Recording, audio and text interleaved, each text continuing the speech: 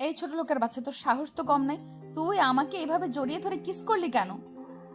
আরে ম্যাডাম, আমার কি দোষ? আপনি নিজেই তো স্লিপ খেয়ে আমার উপর পড়ে গেলেন, আর আমি তো আপনাকে শুধু ধরলাম মাত্র, যাতে আপনি মাটিতে পড়ে আপনার এই সুন্দর ড্রেস আপটা নষ্ট না করেন। এখানে আপনি আমার দোষটা কোথায় দেখতে পাচ্ছেন? আমি তো সেটাই বুঝতে পারছি না। তুই এখানে তোর দোষ দেখতে পাবি কোথায়? মেয়ে মানুষ দেখলে জড়িয়ে ধরতে ইচ্ছে করে, তাই না? দাঁড়া, আমি আজকেই আমার বাবাকে বলে তোকে আমাদের বাড়ি থেকে বের করার বন্দোবস্ত করছি। আছি, আপনি করতেই পারেন, কিন্তু আমার মনে হয় না তাতে কোনো লাভ হবে, কারণ আপনার বাবা কিন্তু আমাকে অনেক বেশি বিশ্বাস করেন, আর আমি মনে করি আপনি সেই বিশ্বাস ভাঙতে পারবেন না। ও তাই নাকি? ঠিক আছে, আমার মনে হয় তুই একটা কথা ভুলেই যাচ্ছিস। আমি আমার বাবার একমাত্র আদরের রাজকন্যা। আমার বাবাকে আমি যেটা করতে বলি আমার বাবা সেটাই করেন। আচ্ছা ঠিক আছে, তাহলে আপনি চেষ্টা করে দেখুন কি করতে পারেন। আপনি কি আমাকে চ্যালেঞ্জ করতে চাইছেন নাকি? না, আপনার মতো মেয়েকে চ্যালেঞ্জ করার কোনো ইচ্ছে আমার নেই। চ্যালেঞ্জ করতে হলে কোনো পুরুষ মানুষের সঙ্গে করব, কিন্তু আপনার মতো মেয়ে মানুষের সঙ্গে নয়। যাই হোক, আপনি যেটা করতে যাচ্ছিলেন সেটা করার চেষ্টা করুন, দেখুন তার রেজাল্ট কি হয়। তখনই নেহা নীলের সঙ্গে আর কোনো কথা না বলে সেখান থেকে সোজা তার বাবার রুমে চলে যায়। সে বাবার রুমে গিয়ে দেখে তার বাবা পত্রিকা পড়ছিলেন। তখন তাকে দেখে তার বাবা বলতে থাকে, কি ব্যাপার নেয়া, কি হয়েছে? তুমি হঠাৎ ওর সময় আমার রুমে কেন? তুমি তো সচর আসো না। বাবা, তোমাকে আমি কত করে বলছি এই ছেলেটাকে আমাদের বাড়ি থেকে বিদায় করে দাও। আমি এই ছেলেটাকে জাস্ট সহ্য করতে পারছি না, কিন্তু তুমি আমার কথা শুনছো না কেন?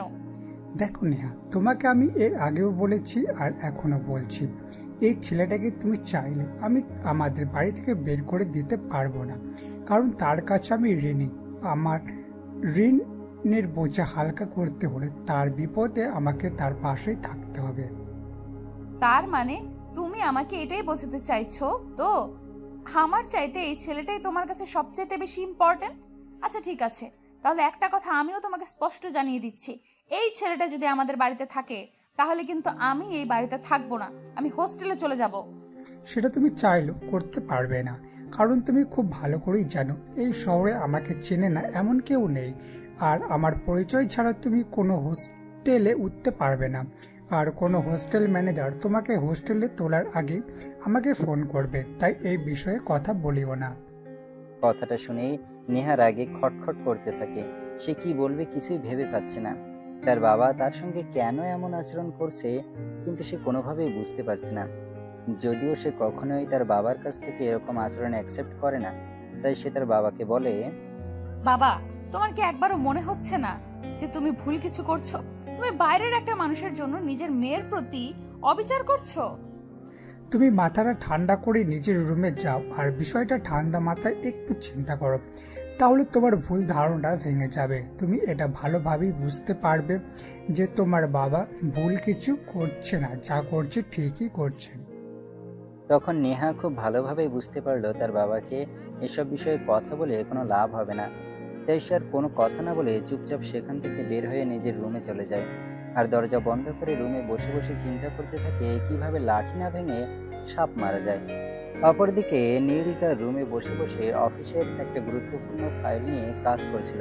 এমন সময় হঠাৎ নীলের বাবা সেখানে উপস্থিত হয় আর নীলকে বলে, কি ব্যাপার মাই সান, কি করছিলে তুমি?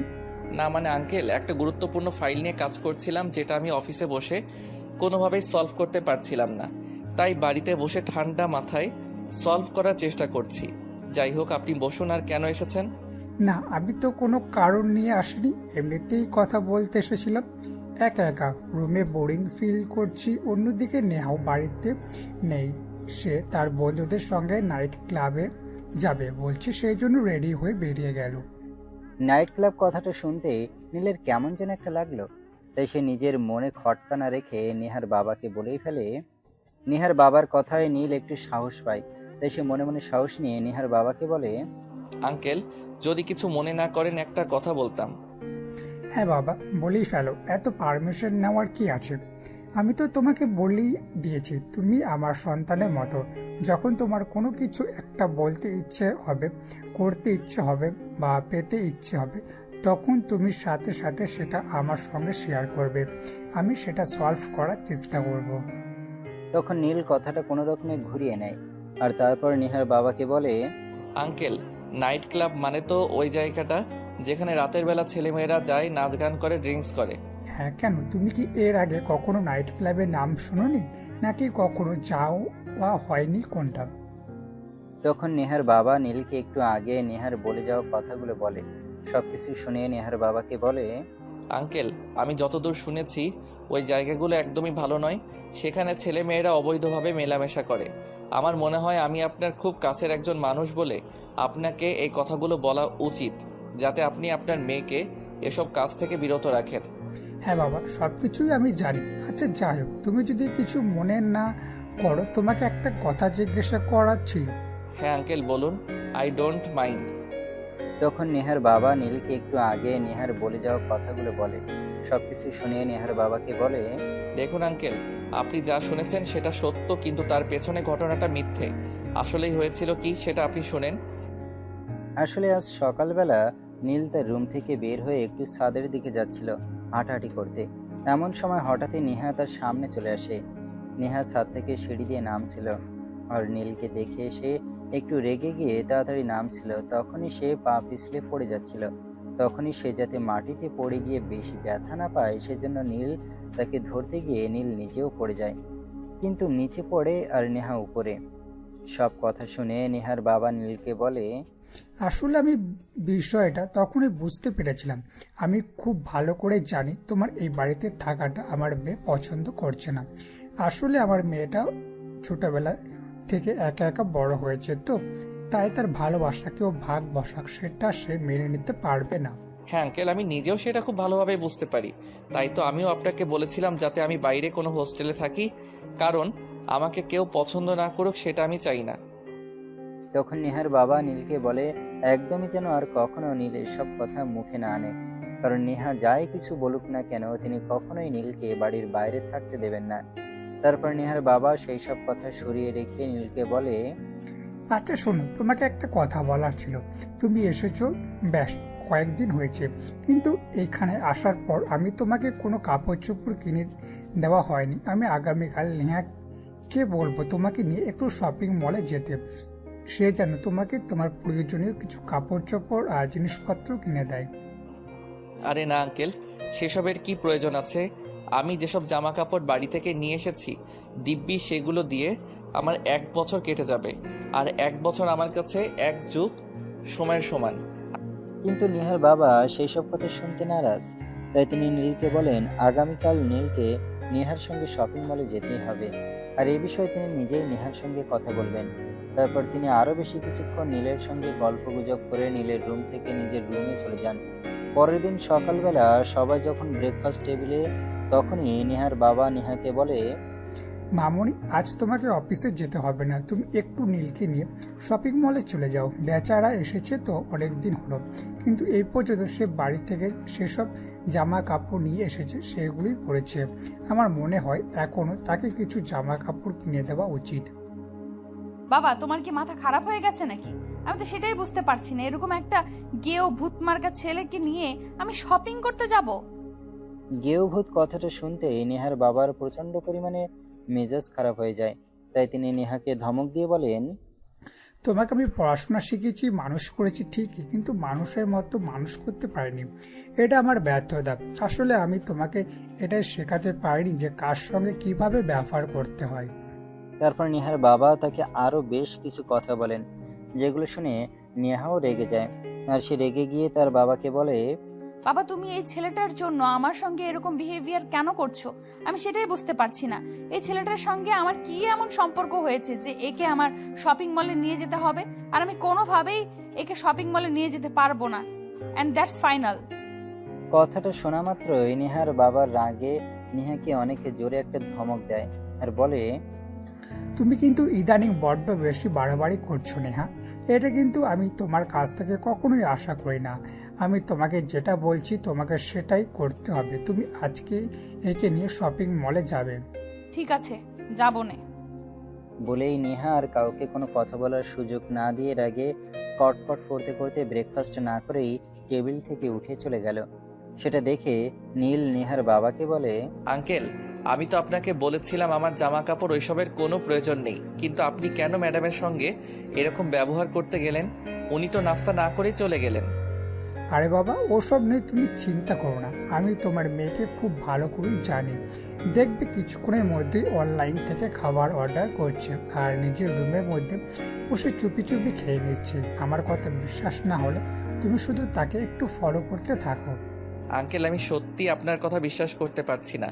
ম্যাডাম এখান থেকে রাগে না খেয়ে চলে গেলেন আর রুমে গিয়ে অনলাইনে খাবার অর্ডার করবেন। আমি জাস্ট বিশ্বাস করছি না। বলতে বলতে নেহার বাবা আর নীল দুজনেই ব্রেকফাস্ট শেষ করলো। ব্রেকফাস্ট শেষ হলে নেহার বাবা নীলকে বলে, আমার কথা তো তুমি বিশ্বাস করলে না, তা না ঠিক আছে, তুমি শুধু একটু নেহাকে ফলো করতে থাকো। দেখো, সে যদি আধ ঘন্টার মধ্যে অনলাইন থেকে খাবার অর্ডার না করে আর কোনো কোরিয়ান ম্যান যদি আমাদের বাড়িতে না আসে, তাহলে তুমি যা বলবে আমি তাই মেনে নেব। তখন নীল আচ্ছা ঠিক আছে এই কথাটা বলে সেখান থেকে উঠে চলে আসে। আর সে সত্যি সত্যি নেহাকে ফলো করতে থাকে। আর ফলো করবার জন্য তাকে বিশেষ কোনো রুলস মেনটেন করতে হয় না, কারণ নেহার রুমের পাশে যে রুমটা সেটাতেই নীল থাকে। আর কিছুক্ষণের মধ্যে নীল শুনতে পায় কেউ একজন নেহার রুমের দরজায় নক করছে। আর তখনই সে দরজা খুলে বাইরে এসে দেখে কোরিয়ান ম্যান। তখন নেহা যাতে কোনো কিছু বুঝতে না পারে তাই সঙ্গে সঙ্গে এসে দরজাটা বন্ধ করে দেয় আর রুমের মধ্যে চলে যায়। প্রায় 5 মিনিট পর নীল আবার রুম থেকে বের হয়ে নেহার রুমে প্রবেশ করে। নেহা দরজাটা দিতে ভুলে গেছিল, তাই নীলকে আর দরজা নক করতে হয়নি। সে সোজা রুমে চলে আসে আর রুমে এসেই দেখতে পায় নেহা খাবার খাচ্ছে। সেটা নীল নেহাকে বলে, কি ব্যাপার ম্যাডাম, তখন তো ফুটানি দেখিয়ে ব্রেকফাস্ট না করে রুমে চলে আসলেন। এতই যখন আপনার রাগ, তাহলে আপনি এখন আবার কুরিয়ার থেকে খাবার অর্ডার করে খাচ্ছেন কেন? তোকে আমি কতবার বলেছি আমার পার্সোনাল ব্যাপারে নাক গলাতে আসবি না। আমি খাবার খেলে আমার বাবার টাকাই খাচ্ছি, তোর কি সমস্যা? দেখুন ম্যাডাম, আমার কিন্তু মনে হচ্ছে আপনি একটু বেশি বাড়াবাড়ি করছেন। কারণ আমি কিন্তু কথাটা আপনাকে ওভাবে বলিনি যাতে আপনি আমাকে এই উত্তরটা দিতে পারেন। আমি শুধু আপনাকে এইটুকুই বলেছি যে আপনি তখন খাবার না খেয়ে চলে আসলেন আর এখন অনলাইন থেকে অর্ডার করে খাচ্ছেন। বাইরের খাবার তো নিরাপদ নয়।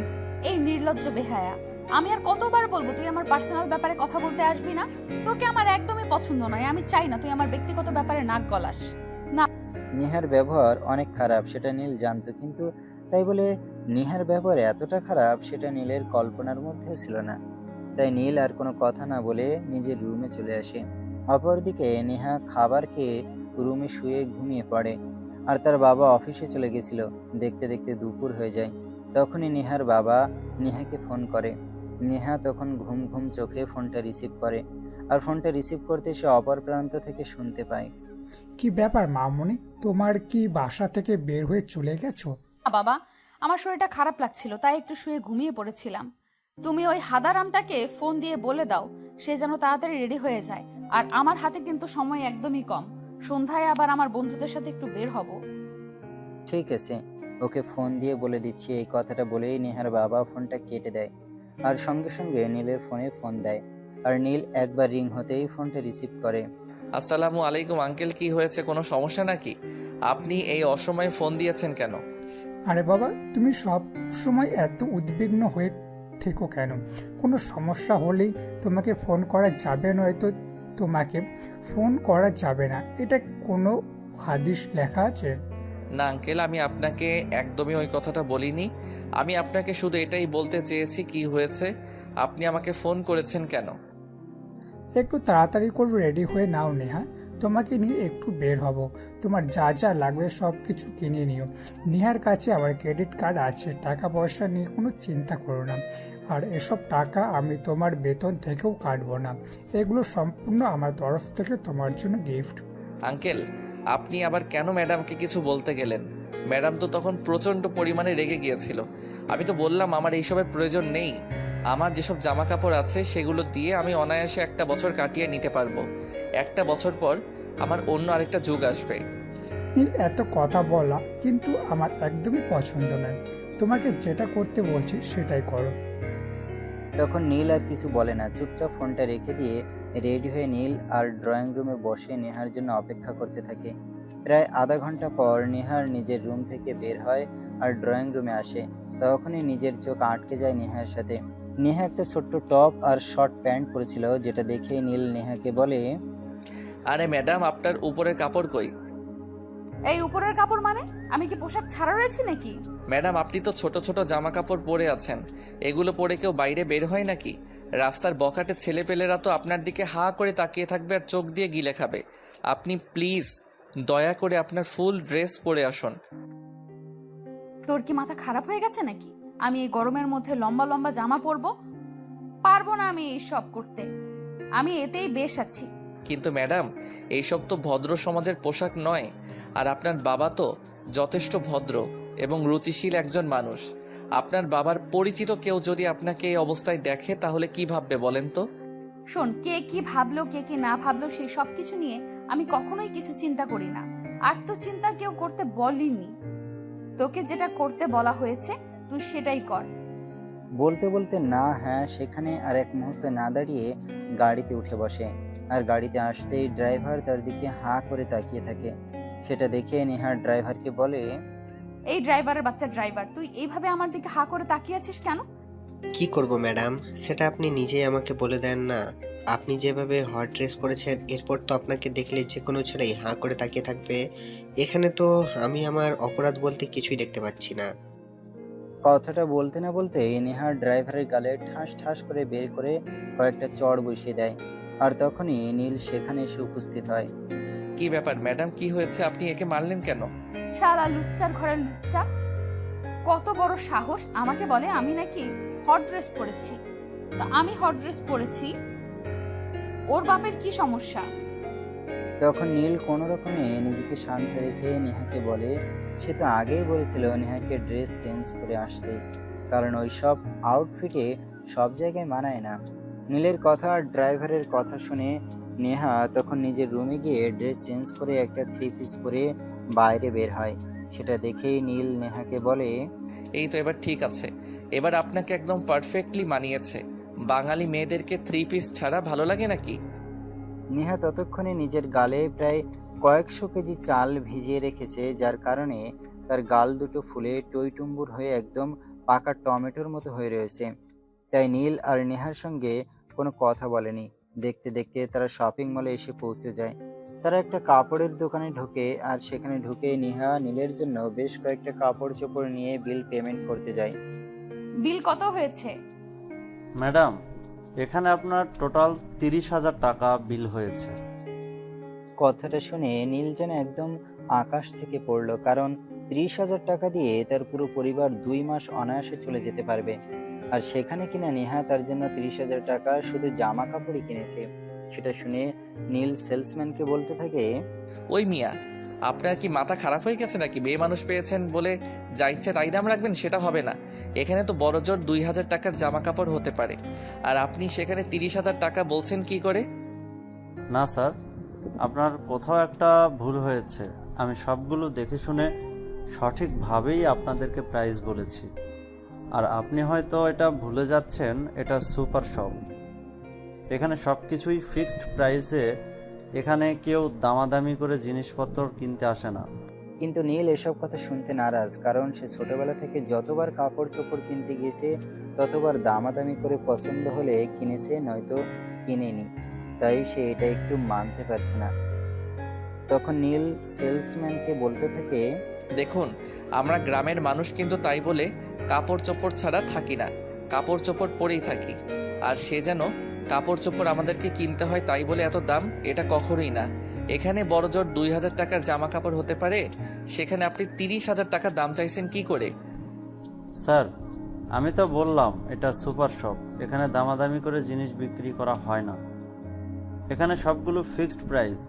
এখানে জিনিসের যা মূল্য দেওয়া আছে এখান থেকে সবাই এভাবেই কেনে। এই যে আপনাকে এত কথা বলতে বলিনি, আমি শুধু আপনাকে আমার সঙ্গে নিয়ে এসেছি সাইজটা মেপে দেখার জন্য। আর টাকা গেলে আমার বাপের যাবে, তাতে আপনার কি সমস্যা? আমি তো আপনার কাছ থেকে 2 পয়সাও চাইছি না। আরে ম্যাডাম, আপনি বুঝতে পারতেছেন না? এই লোকগুলো আপনার এই বোকা বানানোর চেষ্টা করতেছে। এখানে 30,000 টাকার জামা কাপড় হয় কি করে? এই, আপনি আপনার মুখ দয়া করে একটু বন্ধ করেন তো। আমি আর আপনার এইসব ব্যাপার আমি সহ্য করতে পারছি না। আর একটাও কোনো কথা নয়। নেহা নীলকে প্রচন্ড পরিমাণে রাগ দেখাচ্ছে। তাই নীল বুঝতে পারলো তার আর কিছুই করার নেই। নেহাকে ছেলেটা বোকা বানিয়ে ফেলেছে, তাই তার কাছ থেকে পুরো 30,000 টাকা গলিয়ে নিচ্ছে। তাই নীল আর কোনো কথা না বলে চুপচাপ দাঁড়িয়ে রইলাম। এদিকে নীলের কেনাকাটা শেষ হলে নেহা নিজের জন্য কিছু ড্রেস কিনলো আর তারপর শপিং মল থেকে বের হয়ে গেল। এই যে মিস্টার সুমন, আমি আপনাকে একটা রিকশায় তুলে দিচ্ছি। আপনি একদম বাসায় চলে যাবেন, আর রিকশাওয়ালাকে আমি ঠিকানা বলে দিব। আপনি কোনো চিন্তা করবেন না। কিন্তু ম্যাডাম, আমি তো এখানকার রাস্তাঘাট কোনো কিছুই চিনি না। তখন যদি রিক্সাওয়ালা আমাকে নিয়ে অন্য কোথাও চলে যায়, তাহলে আমি বাসায় ফিরবো কিভাবে? নীলের এমন অদ্ভুত কথায় নেহার যেন নিজের চুল নিজেরই ছিঁড়তে ইচ্ছে করেছিল, কিন্তু তারপরও সে নিজেকে কন্ট্রোল করে নীলকে বলে, আপনি তো আর মেয়ে মানুষ নন যে আপনাকে তুলে নিয়ে গিয়ে রিকশাওয়ালা আপনাকে করবে বা ইফটিজিং করবে। তাই এই বিষয়ে আপনার কোনো চিন্তা করতে হবে না। আর এই শহরের সবাই আমার বাবাকে এক নামে চিনে, আর সেই সাথে আমাকেও সবাই চেনে। কিন্তু ম্যাডাম, তারপর আমার ভয় লাগছে। এখানে তো কোনো কিছুই আমি সেরকম চিনি না। নেহা নীলকে কোনোভাবে বোঝাতে পারছে না, আর তাতে নেহার প্রচন্ড পরিমাণ বাবার প্রতি রাগ হচ্ছে। তারপরও সে কোনো রকমে নিজেকে শান্ত করে নীলকে বলে, আপনার বাসায় পৌঁছানো নিয়ে যত কথা, তাই তো? আমি রিকশাওয়ালাকে ভালোভাবে বলে দিব যাতে রিকশাওয়ালা আপনাকে বাসা পর্যন্ত সঠিকভাবে পৌঁছে দেয়। আর তারপর যদি আপনি হারিয়ে যান, তাতে আমি নিজ দায়িত্বে আপনাকে খুঁজে আনবো। ঠিক আছে ম্যাডাম, আপনি যখন আমাকে এতটা ভরসা দিচ্ছেন, তখন আমার আর ভয় পাওয়ার কোনো কারণ নেই। তারপর নেহা নীলকে নিয়ে শপিং মল থেকে বের হয়ে একটা রিকশায় উঠিয়ে দেয় আর রিকশাওয়ালাকে তাদের বাসার ঠিকানা বলে দেয়। রিকশাওয়ালা রিকশা চালাচ্ছি না এমন সময় হঠাৎই নীল রিকশাওয়ালাকে বলে, আচ্ছা রিক্সাওয়ালা মামা, আমাদের বাড়ির ঠিকানাটা আপনি জানেন তো? মানে ম্যাডাম আপনাকে যে ঠিকানা বলে দিল, আপনি আমাকে সেই ঠিকানা অনুযায়ী পৌঁছে দিতে পারবেন তো? হ্যাঁ স্যার, আমি আপনাদের বাড়ির ঠিকানা খুব ভালো করে চিনি। আর এই শহরে আপনাদের বাড়ির ঠিকানা জানে না এমন মানুষ পাওয়া দুষ্কর। আচ্ছা ঠিক আছে, আপনি আমাকে ভালোভাবে আমাদের বাসা পর্যন্ত পৌঁছে দেন। তাছাড়া আপনাকে একটা কথা বলার ছিল। সেটা হচ্ছে, আমি কিন্তু শহরে এর আগে কখনো আসিনি, প্রথমবার এসেছি। আমি কিন্তু রাস্তাঘাট কিছুই চিনি না। আপনি যদি আমাকে ভুল ঠিকানা নিয়ে যান, তখন কিন্তু আমি একদম হারিয়ে যাব। আরে স্যার, আমি আপনাকে বললাম তো, আপনার এই সব কিছু নিয়ে চিন্তা করতে হবে না। আমি আপনাকে আপনার ঠিকানা মতো পৌঁছে দিতে পারবো, কোনো সমস্যা হবে না। রিকশাওয়ালা নীলকে কোনো রকমে বুঝিয়ে রিকশায় বসিয়ে রিকশা চালাতে থাকে। দেখতে দেখতে প্রায় 15 মিনিটের মতো সময় চলে গেল, কিন্তু এখনো নীল বাসায় এসে পৌঁছালো না। তাই সে মনে মনে টেনশন করছে আর রিকশাওয়ালাকে বলছে, কি ব্যাপার রিক্সাওয়ালা মামা, আপনি তো সেই কখন থেকে রিক্সা চালাচ্ছেন, কিন্তু এখন আমাকে আমাদের বাসা পর্যন্ত পৌঁছে দিচ্ছেন না কেন? আপনি তো রিক্সা চালিয়ে যাচ্ছেন, থামানোর নাম গন্ধ দেখছি না। আর আমি তো আমাদের বাড়িটাও দেখতে পাচ্ছি না। স্যার, আপনি একটু দয়া করে চুপ করে বসেন। সামনেই আপনাদের পাশে আমার 2 মিনিটের মতো লাগবে যেতে। এই 2 মিনিট সময় আপনি একটু চুপচাপ বসে থাকেন। 2 মিনিটের মতো সময় লাগবে, সেটা শুনে নীল একটু আশ্বস্ত হয় আর চুপ করে বসে দেখতে দেখতে সে বাসায় চলে আসে আর বাসায় এসে বিছানায় লপাট করে শুয়ে পড়ে। এদিকে দেখতে দেখতে কখন যে দুপুর ঘুমিয়ে বিকেল আর বিকেল গড়িয়ে রাত হয়ে গেল সেটা নীল টেরই পেল না, কারণ সে একদম ঘুমে নিমগ্ন হয়েছিল। রাত প্রায় 9টার মতো বাজে। নেহার বাবা ততক্ষণে বাসায় চলে এসেছে। বাসায় এসে তিনি যখন নীলকে দেখতে না পেলেন, তখন তাদের বাসায় কাজের মেয়েকে বললেন, বুয়া, নীল কোথায়? নীলকে একটু বলো তো নিচে আসতে। সাহেব, উনি তো শপিং থেকে এসে রুমের দরজা বন্ধ করে ঘুমাচ্ছেন। আমি তো অনেকবার ওনাকে ডাকতে গিয়েছিলাম দুপুরের খাবার খাওয়ানোর জন্য, কিন্তু উনি তো কোনো সাড়া শব্দই করেননি। ঠিক আছে, কোনো সমস্যা নেই। তুমি এখন কি ওকে ডাকো আর বলো আমি বাড়িতে চলে এসেছি আর আমি ওকে ডাকছি। ঠিক আছে সাহেব, আমি এক্ষুনি যাচ্ছি। বলতে বলতে তাদের বাসায় কাজের বুয়া সেখান থেকে নীলের রুমের কাছে যায় আর দরজার সামনে দাঁড়িয়ে নীলকে ডাকতে থাকে। সাহেব, সাহেব, শুন। নীলের তখনও যেন ঘুম ছাড়ছিল না, তাই সে চোখ কচলাতে কচলাতে রুমের দরজা খুলে বুয়াকে দেখে বুয়াকে বলতে থাকে, ঠিক আছে, আপনি আঙ্কেলকে বলুন, আমি একটু চোখ মুখটা ধুয়ে তারপর আসছি। ঠিক আছে বলে বুয়া সেখান থেকে চলে যায় আর ড্রয়িং রুমে গিয়ে নেহার বাবাকে এই কথা বলে। তারপর নেহার বাবা বসে অপেক্ষা করতে থাকে কখন নীল আসবে। প্রায় 10 মিনিট পর নীল নিচে আসে আর তাকে দেখে নেহার বাবা বলে, তোমার জন্য একটা গুড নিউজ আছে। আমার জন্য কি বলেন তো আঙ্কেল? আমি তো বিশ্বাসই করতে পারছি না, আমার জন্য আবার কি গুড নিউজ আছে? হ্যাঁ, আমি একদম ঠিক কথাই বলছি। তুমি তো মাস্টার্স কমপ্লিট করেছিলে, তাই না? তুমি আজকেই একবার তোমার বাড়িতে ফোন করো আর তোমার মাস্টার্সের সার্টিফিকেটগুলো অনলাইনে পাঠিয়ে দিতে বলো। কিন্তু কেন আঙ্কেল, আপনি আমার সার্টিফিকেট দিয়ে কি করবেন? আর ওই সব কিছু তো আমার তত্ত্বাবধানে আমার রুমে রাখা আছে, আর আমার রুম তো তালা দেওয়া, তাহলে আমার বাবা সেগুলো খুঁজে পাবে কি করে? আরে বাবা, সেই সব কিছু আমি খুব ভালো করেই জানি, আর জানি বলেই বলছি। তুমি তো আর তোমার রুমের চাবি তোমার সঙ্গে করে নিয়ে আসোনি, তুমি তো আমার রুমের চাবি তোমার বাবার কাছে রেখে এসেছো, আর সেই জন্যই বলছি তুমি বাবাকে ফোন দাও, আর ছবিটা কোথায় রেখেছো সেটা তোমার বাবাকে বলে দাও, আর তোমার বাবাকে এটাও বলে দাও যে আজকের মধ্যে সমস্ত কাগজপত্র পাঠিয়ে দিতে। কিন্তু কেন আঙ্কেল, আপনি এসব কাগজপত্র দিয়ে কি করবেন? আমি তো সেটাই বুঝতে পারছি না, যদি বিষয়টা ক্লিয়ার করতেন। তুমি যে কি সেটা আমি মাঝে মাঝে নিজেই ভাবতে পারি না।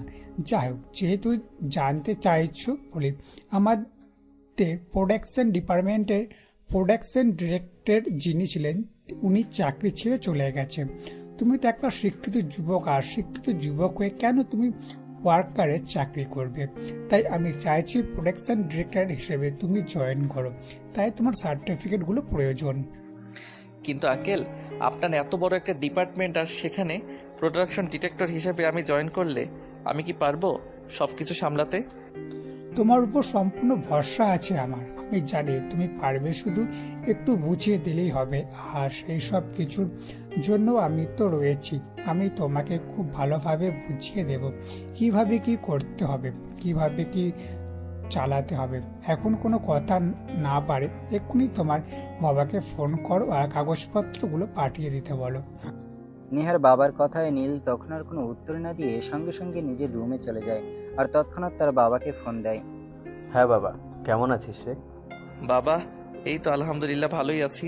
তোমার কি খবর? তোমার শরীর কেমন আছে? এই তো আছি ভালো, কিন্তু তোর মায়ের শরীরটা ভালো যাচ্ছে না, প্রেশার একদম কমে গেছে। তুই এখান থেকে চলে যাওয়ার পর তোর মা একদমই খাওয়ার দাওয়ার করে না, তোর চিন্তায় সারাক্ষণ মগ্ন। মা কোথায়? মাকে একটু ফোনটা দাও তো, আমি কথা বলি। তোর মা তো এখন বাড়িতে নেই, ওই পাশে কোথায় একটা হাঁটতে গেছে। একা একা বাড়িতে তার ভালো লাগছে না, তাই বললাম একটু ঘুরে আসতে। আচ্ছা ঠিক আছে, কোনো সমস্যা নেই। তোমাকে আমি একটা দরকারে ফোন করেছিলাম। তুমি আমার রুমে চাবিটা দিয়ে দরজা খুলে রুমে যাবে, আর আমার আলমারি থেকে আমার ফাইলে বেশ কিছু কাগজপত্র আছে, সেগুলো একটু বাজারে গিয়ে অনলাইনের মাধ্যমে আমার কাছে পাঠিয়ে দিতে পারবে? ঠিক আছে বাবা, আমি দেখছি। তুই তো শরীরের যত্ন নিচ্ছিস তো, ঠিক মতো খাওয়া দাওয়া করছিস তো? হ্যাঁ বাবা, আমি একদমই ঠিক আছি। আমাকে নিয়ে তোমার কোনো চিন্তা করতে হবে না। যাই হোক, তোমাকে যেটা বললাম সেটাই করো। আর একটা খুশির খবর, আমার একটা ভালো পোস্টে চাকরি হতে চলেছে। কেন? আমি যে তোকে আমার বন্ধুর ওখানে পাঠালাম, সেখানে কি হয়েছে? তুই কি ওখানে চাকরি করতে পারবি না? না বাবা, ওরকম কোনো বিষয় নয়। আমি তো ওনার এখানেই চাকরি করছি, ওনার অফিসে ভালো একটা পোস্টে উনি আমাকে অ্যাপয়েন্টমেন্ট করতে চাইছেন। তখন নীলের বাবা অনেক খুশি হয় আর ফোনটা কেটে দেয়। কিছুক্ষণ পর উনি নীলের আলমারি থেকে ওই সমস্ত কাগজপত্র নিয়ে বাজারে চলে যান, আর বাজারে একটা অনলাইনের দোকান থেকে সেই সব কাগজপত্র নীলকে ইমেলের মাধ্যমে পাঠিয়ে দেন। নীল তখনই সেই সব কাগজপত্র নিয়ে এসে নেহার বাবার হাতে তুলে দেয়, আর সব কাগজপত্র দেখে নেহার বাবা নীলকে বলে, আগামীকাল কিন্তু একটু সকাল সকাল অফিসে যাওয়ার জন্য রেডি হয়ে নেবে, কেমন? ঠিক আছে আঙ্কেল, আপনি কোনো চিন্তা করবেন না। আমি একদম সকাল সকাল ঘুম থেকে উঠে তৈরি হয়ে নিব। বলতে বলতে নীল নিজের রুমে চলে যায়। আর এদিকে পরের দিন সকালবেলা ঘুম থেকে উঠে সে অফিসে যাওয়ার জন্য তৈরি হয়ে নেয়। অপরদিকে নেহার বাড়িতে আজ কোনো কাজ নেই, তাই সে নিজেও অফিসে যাবে বলে তৈরি হচ্ছে। একে একে নেহা, নীল আর নেহার বাবা তিনজন এসে ড্রয়িং রুমে হাজির হয়। তখন নেহার বাবা নেহাকে বলে, ও নেহা, তোমাকে তো বলতেই ভুলে গিয়েছিলাম, আজ আমাদের অফিসে একটা গুরুত্বপূর্ণ মিটিং ডাকা হয়েছে। তাই নাকি? কিন্তু কেন মানে? আমি বলতে চাইছি সচরাচর তো আমাদের অফিসে হুটহাট করে মিটিং ডাকা হয় না, তাহলে আজ তুমি কেন হঠাৎ করে মিটিং ডাকলে? সেটা আমি তোমাকে এখনই বলতে চাইছি না, তুমি অফিসে যাওয়ার পরে জানতে পারবে কেন আমি হঠাৎ মিটিং ডেকেছি। যাই হোক, এখন চলো। তারপর আর নেহা কোনো কথা বলেনি, কারণ সে খুব ভালো করেই জানে তার বাবা কোনো প্রয়োজন ছাড়া মিটিং ডাকেনি। তাই অফিসে গেলেই সে বিষয়টা জানতে পারবে। দেখতে দেখতে তিনজনই অফিসে চলে আসে, আর অফিসে এসেই অফিসের সকল স্টাফকে নেহার বাবা মিটিং রুমে ডেকে নেয়। সবাই যার যার নির্দিষ্ট আসনে বসে আছে। চলছে সংসার নীরবতা। আর নীরবতা ভেঙে হঠাৎই নিহার বাবা সবাইকে উদ্দেশ্য করে বলে ওঠে, আমি এখানে সবাইকে উদ্দেশ্য করে একটা অ্যানাউন্সমেন্ট করতে চাই।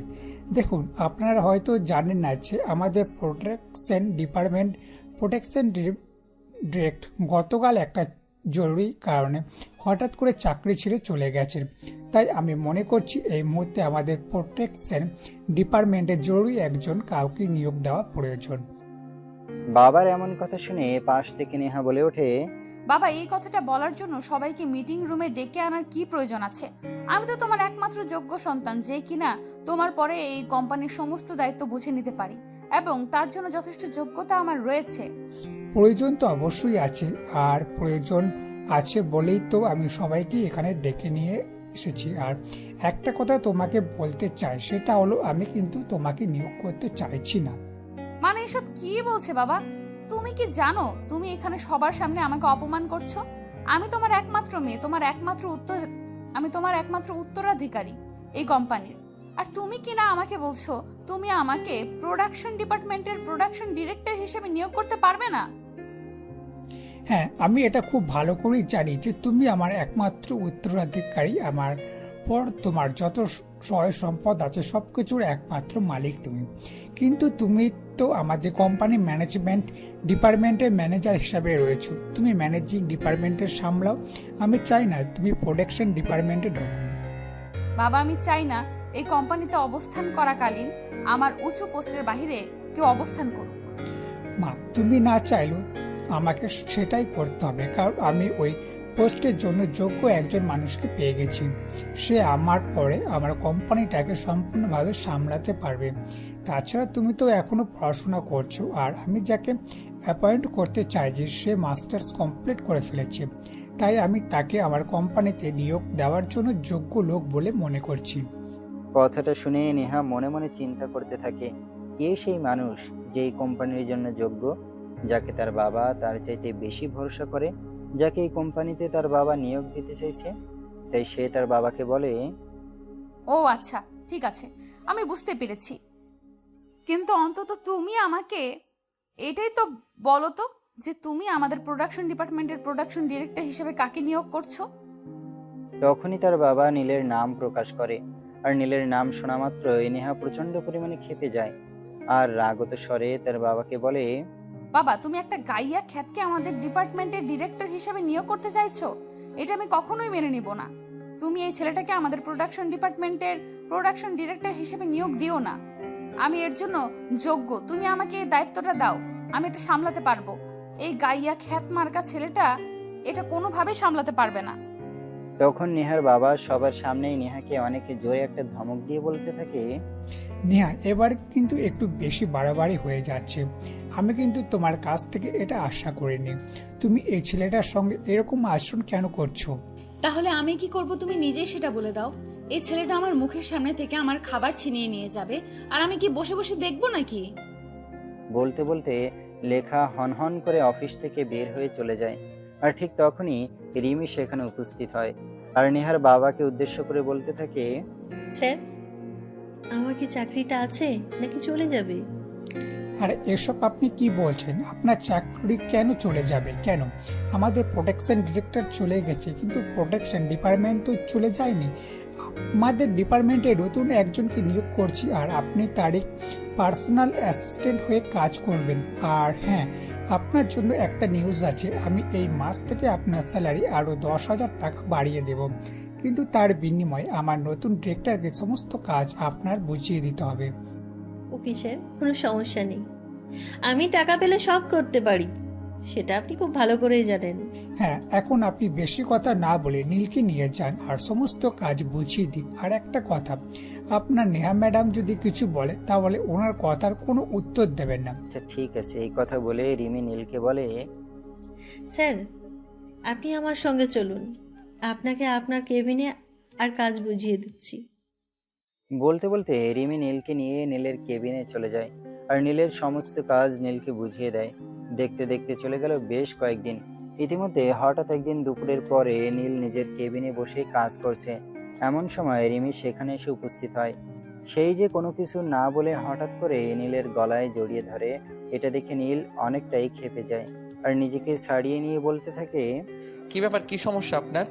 আপনি এভাবে আমার গলায় জড়িয়ে ধরেছেন কেন? আর আপনারা তো সাহসী বা কি হলো? কি করে? আপনি তো আমার অ্যাসিস্ট্যান্ট মাত্র। আপনি আমার সঙ্গে এভাবে কথা বলছেন কেন? আমি আপনার অ্যাসিস্ট্যান্ট হয়েছি তো কি সমস্যা হয়েছে? আমি আপনার অ্যাসিস্ট্যান্ট বলে কি আপনাকে ভালোবাসতে পারি না? এই যে শুনেন, মুখের ভাষা ঠিক করে কথা বলেন। আপনি ভুলে যাচ্ছেন আপনি আপনার বসের সঙ্গে কথা বলছেন। না, আমি একদমই ভুলে যাইনি। আমি সবকিছু জেনে শুনেই বলছি। দেখুন, আপনি তো একটা পুরুষ মানুষ, আর আপনার সুন্দর একটা অ্যাসিস্ট্যান্ট রয়েছে। আপনি চাইলে তার সঙ্গে সম্পর্কে যেতেই পারেন। এখানে এত করার কি আছে? You just shut up. আমি আপনার কাছ থেকে আর কোনো কথা শুনতে চাইছি না। আপনি এক্ষুনি আমার চোখের সামনে থেকে দূর হন। আমি আপনার চেহারাটা দেখতে চাইছি না। আর যদি বেশি বাড়াবাড়ি করেন তাহলে কিন্তু আমি এমডি স্যারের সঙ্গে কথা বলতে বাধ্য হব এবং আপনাকে চাকরি থেকে বহিষ্কার করতে বাধ্য হব। দেখুন স্যার, আমি এই যুগের মেয়ে মানুষ। টেকনিক কিভাবে কাজে লাগাতে হয় সেটা আমি খুব ভালো করে জানি। তাই আমি আপনাকে বলবো, আপনি এমন কিছু করবেন না যাতে আমি আপনার সঙ্গে খারাপ আচরণ করতে বাধ্য হই, কারণ আপনি আমাকে চেনেন না। তখন নীল ভালোভাবে বুঝতে পারে যে রিমি তাকে থ্রেট করছে। তাই নীল বুদ্ধি খাটিয়ে রিমিকে বলে, আচ্ছা, আপনি চাইছেনটা কি বলেন তো? আমি সেরকম কোনো কিছুই চাইছি না। জাস্ট এইটুকুই চাইছি আপনার সঙ্গে একটা ভালো সম্পর্ক রাখতে। দেখুন, প্রতিটা কর্মচারী চাই তার বসের সঙ্গে ভালো সম্পর্ক রাখতে। আর আমি যেহেতু আপনার অধীনস্থ হয়ে চাকরি করছি, তাই আর কি। কিন্তু আমার তো মনে হয় আপনার সঙ্গে আমার যথেষ্ট ভালো একটা সম্পর্ক রয়েছে। আপনি আমার অ্যাসিস্ট্যান্ট আর আমি আপনার বস। আমাদের দুজনের মধ্যে এর চাইতে ভালো সম্পর্ক আর কি হতে পারে? ঠিক আছে, এসব কথা বাদ দেন। আগামীকাল তো শুক্রবার। আগামীকাল একটু আপনি আমার সঙ্গে বের হতে পারবেন? কথাটা শুনতে শুনতে নেহার বাবা নীলের কেবিনে প্রবেশ করছিলেন, কিন্তু তারপরও তিনি সেদিকে কোনো পাত্তা না দিয়ে নীলকে বলে, নীল, আগামীকাল তো আমার একটা মিটিং আছে চট্টগ্রামে, আমাকে চলে যেতে হবে। তুমি একটু অফিসের দিকটা সামলে নিও। যদিও অফিসে সেরকম কোনো কাজ নেই, তবে তুমি তো জানোই সামনে ঈদ আসছে। এই কথাটা শোনা মাত্রই রিমির মুখটা মুহূর্তের মধ্যে ফ্যাকাশে হয়ে গেল। আমি কিন্তু সে এমডি স্যারের সামনে সেরকম কোনো প্রতিক্রিয়া করলো না। এমডি স্যার চলে যাওয়ার পর মুহূর্তের মধ্যে রিমি নীলের হাত ধরে বলে, স্যার প্লিজ, আপনি কি এমডি স্যারকে একটু বুঝিয়ে বলবেন যে আপনি আগামীকাল অফিসে আসতে পারবেন না? আপনার একটু পার্সোনাল কাজ আছে। মাথা খারাপ হয়েছে নাকি? আমি তো সেটাই বুঝতে পারছি না। আপনি আমার কেবিন থেকে বের হন। আর আপনাকে কিন্তু কাল অফিসে আসতে হবে না। আমি আপনাকে অফিসে দেখতে চাই না। স্যার, আপনি এসব কি বলছেন? আপনি আগামীকাল একা একা অফিসে কাজ করবেন আর আমি আসবো না? এমনটা হতে পারে নাকি? অফিসে যদি আপনার কোনো কিছুর প্রয়োজন পড়ে, তাহলে আপনাকে কে সেই বিষয়ে সহযোগিতা করবে? নীল তখন রিমির কথার কোনো উত্তর না দিয়ে চুপচাপ তার মতো কাজ শেষ করে অফিস থেকে বের হয়ে যায়। আর বাড়িতে আসতে না আসতেই নেহার সঙ্গে দেখা হয়। কি ব্যাপার মিস্টার, ইদানিং তো আপনি ভালোই ফায়দা লুটছেন, তাই না? আমি কিন্তু আপনার কথার আগা মাথা কিছুই বুঝতে পারলাম না। আপনি কি মিন করতে চাইছেন একটু সরাসরি বলবেন? এত কচি খোকা আমার কাছে সাজতে আসবেন না। এসব আমার একদমই পছন্দ নয়। আপনি কোথা থেকে উড়ে এসে জুড়ে বসেছেন? আমি সত্যিই বুঝতে পারছি না আপনি কি বলতে চাইছেন আর কি বোঝাতে চাইছেন। ও তাই নাকি? তাহলে খুলেই বলছি, আপনি আগামী কাল অফিসটা একা একা সামলাবেন। যেটা সামলানোর কথা ছিল আমার, সেই জায়গাটা আপনি নিজেই নিয়ে নিচ্ছেন। যাই হোক, দেখা যাক কোথাকার জল কোথায় গিয়ে গড়ায়। নীল ততক্ষণে বিষয়টা বুঝতে পারে নেহা কেন তারপর রেগে আছে। নেহা কোনোভাবেই চায় না নীল তাদের এখানে থাকুক আর তাদের কোম্পানিতে চাকরি করুক। তাই সে নীলকে একদমই সহ্য করতে পারে না। আর যেদিন থেকে নীল প্রোডাকশন ডিরেক্টর হিসেবে নিয়োগ করেছে, সেদিন থেকে তুমি আমাকে একদম দেখতেই পারো না। কিন্তু নীল সে কি করবে? সে তো একদম নিরুপায়, কারণ গ্রামে তার বাবা মায়ের অবস্থা খুব খারাপ। তার পড়াশোনা করাতে গিয়ে তার বাবা নিজের ভিটে বাড়িটুকু ছাড়া যাবতীয় সহায় সম্পত্তি বিক্রি করে দিয়েছেন। চাকরির জন্য অনেক জায়গায় ঘোরাঘুরি করেছে, কিন্তু কোথাও সে চাকরিটা পেয়ে উঠতে পারেনি। তাই বাধ্য হয়ে এখানে এসেছে। তাছাড়া আরও একটা কথা হলো, নীল কিন্তু এখানে এমনি এমনি আসেনি। নেহার বাবা নীলের বাবার ছোটবেলার বন্ধু ছিল, তাদের দুজনের মধ্যে ভালো একটা সম্পর্ক বিরাজমান ছিল। কিন্তু দুর্ভাগ্যবশত নীলের বাবা নেহার বাবার মতো নিজের ভাগ্যটাকে পরিবর্তন করতে পারেনি। যাই হোক, এদিকে দেখতে দেখতে রাত হয়ে গেলে সবাই ডিনার টেবিলে জয়েন করে।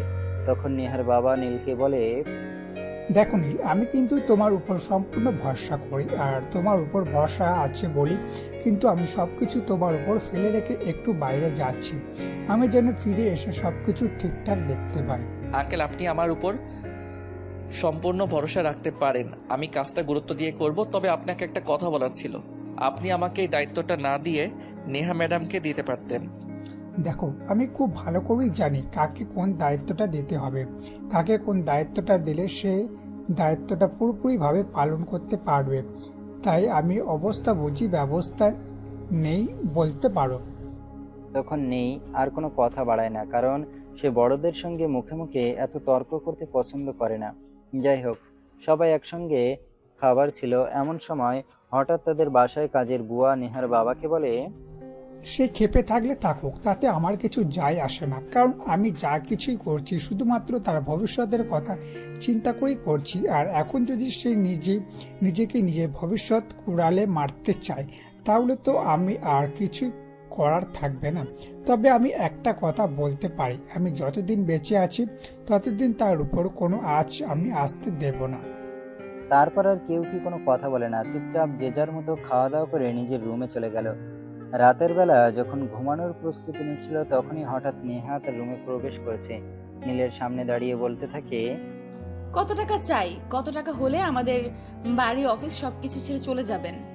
মানে আপনি কি বলতে চাইছেন? আমি তো কিছুই বুঝতে পারছি না।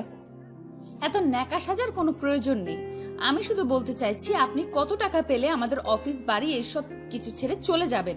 দেখুন, একটা চাকরি করা আমার প্রয়োজন, তাই আমি এখানে চাকরি করতে এসেছি।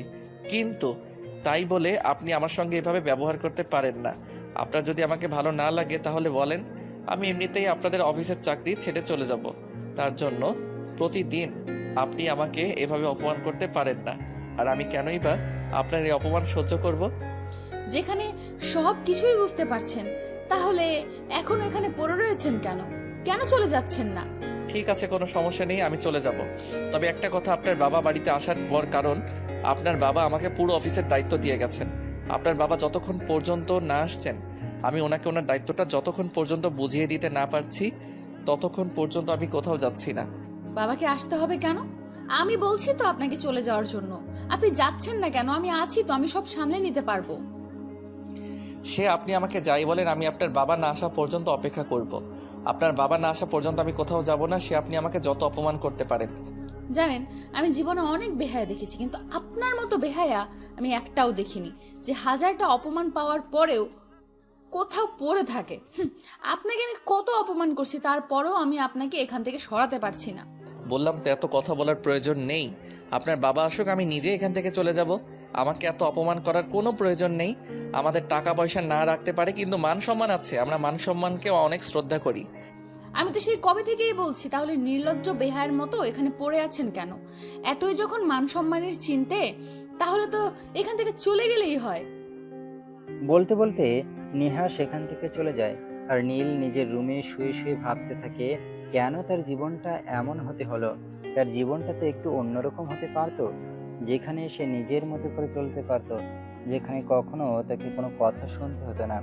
এভাবে দেখতে দেখতে দিনটা কেটে গেল।